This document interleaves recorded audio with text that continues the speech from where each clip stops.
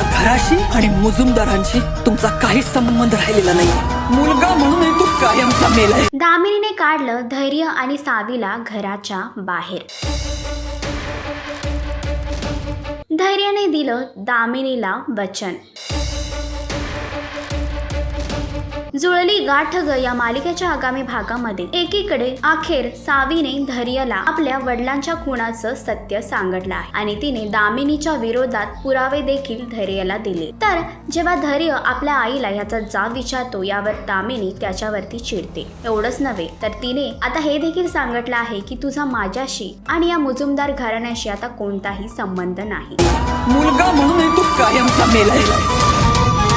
आज मी वचन देतो तुला सावीला. आणि ती त्या दोघांना घराच्या बाहेर काढते. यावर धैर्य आपल्या आईला वचन देतो तो सावीच्या बाबांना न्याय मिळवून देणार. तर दामिनीच्या सत्तेची समाप्ती झाली की सावी आणि धैर्याच्या वनवासाची सुरुवात. तुम्हाला काय वाटतं हे कमेंट करून नक्कीच सांगा. आणि अशीच अपडेट जाणून घेण्यासाठी तुम्ही आमचा चॅनल डेली चक्कर त्याला लाईक, शेअर आणि सबस्क्राईब नक्कीच करा.